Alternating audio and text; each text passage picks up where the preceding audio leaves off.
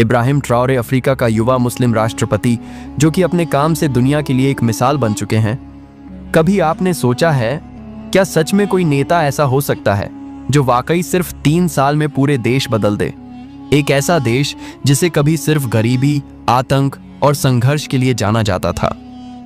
एक ऐसा देश जहां हर तरफ गरीबी थी, जहां सड़कों पर गड्ढे थे, स्कूलों में ताले पड़े रहते थे और सेना के पास पहनने तक का सही कपड़ा नहीं था। आज वह नई पहचान, आत्मनिर्भरता और साहस की मिसाल बन चुका है। आज वहां स्कूलों में पढ़ाई हो रही है, हजारों स्कूल बनाए गए हैं, सड़कें चमक रही हैं और सेना की ताकत बढ़ गई है। इब्राहिम ट्राओरे बुर्किना फासो के राष्ट्रपति, जिन्होंने सिर्फ 3 साल में अपने देश में स्कूल, सड़क और स्वास्थ्य सब बदल डाला। जब वो राष्ट्रपति बने थे तब इनकी उम्र सिर्फ 34 साल था। इस वीडियो में हम जानेंगे कि कैसे एक युवा राष्ट्रपति अफ्रीका के एक देश बुर्किना फासो को पूरी तरह बदल दिया। तो वीडियो को एंड तक देखते रहिएगा। दोस्तों, इब्राहिम ट्राओरे बुर्किना फासो के एक गांव में पैदा हुए, एक बेहद साधारण परिवार में, जहां घर में न बिजली थी, न पानी, न कोई सुविधा। उनका परिवार एक आम किसान थे। बचपन से ही इब्राहिम ट्राओरे ने देखा गरीबी क्या होती है, भूख क्या होती है। इब्राहिम ट्राओरे पढ़ाई में बहुत तेज थे। उन्होंने जियोलॉजी की पढ़ाई की और उसी दौरान उनकी नज़र देश की सच्चाई पर गई। कॉलेज के दिनों में ही वो स्टूडेंट प्रोटेस्ट में हिस्सा लेने लगे। उनकी आवाज़ बुलंद होती गई और धीरे धीरे वो लोगों के दिलों में बसने लगे। उस समय बुर्किना फासो राजनीतिक संकटों से जूझ रहा था। सरकारें बनती बिगड़ती रहीं और फिर वो दिन आया जब उन्होंने फैसला किया कि अब बदलाव लाना ही होगा। इब्राहिम ट्राओरे सेना में शामिल हुए। यहां भी उन्होंने ईमानदारी और देशभक्ति की मिसाल पेश की। धीरे धीरे इब्राहिम का कद बढ़ने लगा। उन्होंने सेना में ऐसी नीतियां शुरू की जिससे जवानों में नई जान आ गई। आखिर में अक्टूबर 2022 में इब्राहिम ट्राओरे ने सत्ता हासिल कर लिया। बस एक ही मकसद था, देश को बचाना और बदलना। सत्ता में आते ही इब्राहिम ट्राओरे ने बुर्किना फासो को बदलने की शुरुआत कर दी। उन्होंने कहा, अब न वादा होगा, न इंतजार, सिर्फ काम होगा। सबसे पहले उन्होंने बच्चों के भविष्य को संभालने का फैसला किया। उन्होंने आदेश दिया, हर गांव में स्कूल बनना चाहिए और वो भी अच्छे स्कूल। सरकार ने नया मिशन शुरू किया, एजुकेशन फॉर ऑल, यानी शिक्षा सबके लिए। 3 साल के अंदर हजारों स्कूल बनवाए। पुराने स्कूलों की मरम्मत कराई गई, डिजिटल क्लासरूम बनाए गए, किताबें, लैपटॉप्स, यूनिफॉर्म सब मुफ्त में बांटे गए। आज अफ्रीका के बुर्किना फासो के बच्चे मुस्कुरा रहे हैं। अब न कोई बच्चा बिना स्कूल जाए सोता है, न कोई माँ बाप अपने बच्चे के भविष्य को लेकर डरता है। बुर्किना फासो की दूसरी सबसे बड़ी समस्या थी सड़कों की हालत। गांवों में जाना मुश्किल था, व्यापार रुक गया था, बीमारों को अस्पताल पहुंचने में मुश्किल आता था। इब्राहिम ट्राओरे ने तुरंत नेशनल रोड रिवॉल्यूशन प्रोजेक्ट शुरू किया। 3 साल में हजारों किलोमीटर सड़कें बनाई गईं। हर गांव को शहर से जोड़ दिया गया। नई बसें, ट्रकों के रूट और रेलवे प्रोजेक्ट्स शुरू किए गए। अब बुर्किना फासो के लोग कहते हैं, पहले हमें घंटों लगते थे, अब चंद मिनटों में शहर पहुंच जाते हैं। इन सड़कों ने सिर्फ रास्ता नहीं खोला, बल्कि पूरे देश की अर्थव्यवस्था को नई रफ्तार दी। तीसरी और सबसे बड़ी क्रांति हुई सेना में। बुर्किना फासो लंबे समय से आतंकवाद का शिकार रहा था। सैनिकों के पास पुराने हथियार थे और आत्मविश्वास की कमी थी।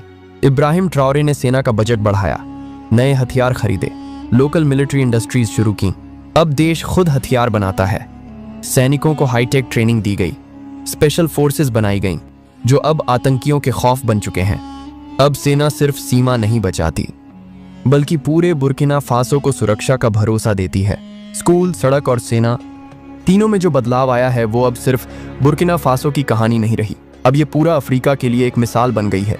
बुर्किना फासो में जो बदलाव आया है उसकी सबसे बड़ी गवाही देते हैं यहाँ के आम लोग। आइए आपको बताते हैं एक बच्ची आयशा के बारे में। बुर्किना फासो के एक छोटे से गांव की रहने वाली एक 13 साल की बच्ची।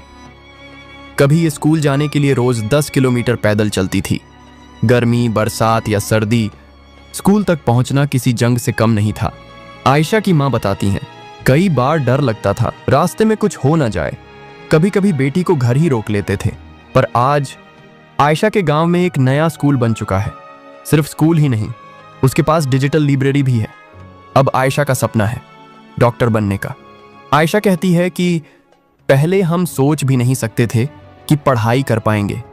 अब हमें सब कुछ मिल रहा है। मैं डॉक्टर बनूंगी, लोगों का इलाज करूंगी। ये सिर्फ बातें नहीं हैं, ये बुर्किना फासो के हर घर की आवाज़ है, जहां स्कूल ने सपने जगाए, सड़क ने खुशहाली लाई और सेना ने सुरक्षा का भरोसा दिया। लेकिन दोस्तों, ये सब जितना आसान सुनने में लग रहा है, असल में ये रास्ता उतना ही मुश्किल था। जब इब्राहिम ट्राओरे ने देश को बदलना शुरू किया तो उनके सामने सबसे बड़ी चुनौती थी पुराना भ्रष्ट सिस्टम। सरकारी दफ्तरों में रिश्वत का बोलबाला था, योजनाओं के पैसे अफसरों की जेब में चले जाते थे, स्कूल के नाम पर फर्जी बिल, सड़क के नाम पर अधूरी फाइलें। इब्राहिम ट्राओरे ने सबसे पहले इन भ्रष्ट अफसरों को निकाला। एंटी करप्शन टास्क फोर्स बनाई गई, जिसने दिन रात छापेमारी शुरू की। अब सरकारी अफसर डरते हैं क्योंकि अब काम नहीं करने वालों के लिए जगह नहीं है। बुर्किना फासो की अर्थव्यवस्था बेहद कमजोर थी, इतने बड़े प्रोजेक्ट्स के लिए पैसा कहां से आता। लेकिन इब्राहिम ट्राओरे ने विदेशी कंपनियों को अल्टीमेटम दिया, देश के खनिजों पर विदेशी कब्जा खत्म किया और खुद अपने देश का मालिक बना।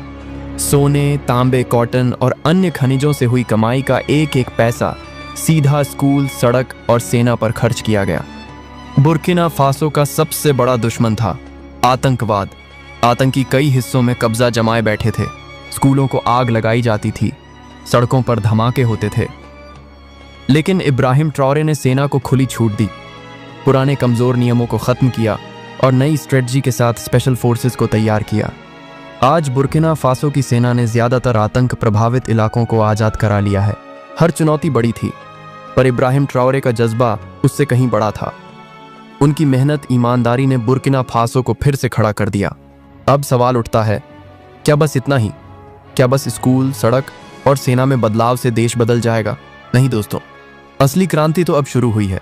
इब्राहिम ट्राओरे का अगला सपना है डिजिटल बुर्किना फासो, जहां हर गांव में इंटरनेट होगा, हर बच्चा लैपटॉप से पढ़ाई करेगा।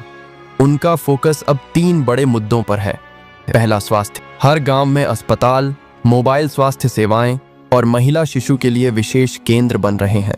दूसरा है तकनीकी शिक्षा।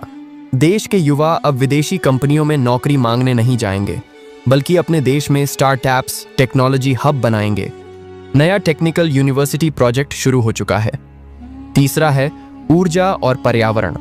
सोलर पावर, जल ऊर्जा और वनों की कटाई पर रोक के लिए बड़े प्रोजेक्ट्स शुरू हुए हैं।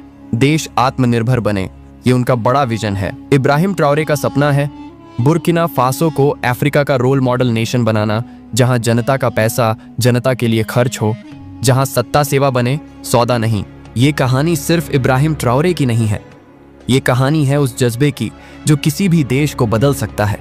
3 साल, हाँ, सिर्फ 3 साल में स्कूल, सड़क और स्वास्थ्य के ऐसा काम जिसकी मिसाल पूरी दुनिया में दी जा रही है। इस कहानी से हमें भी सीखना चाहिए। नेता वही सही है जो खुद को कुर्सी नहीं, जनता का सेवक समझे। दोस्तों, इब्राहिम ट्राओरे के बारे में आपका क्या कहना है? कमेंट करके बताइए। और आप हमारी वीडियो को कहां से देख रहे हैं, ये भी कमेंट करके बताइए।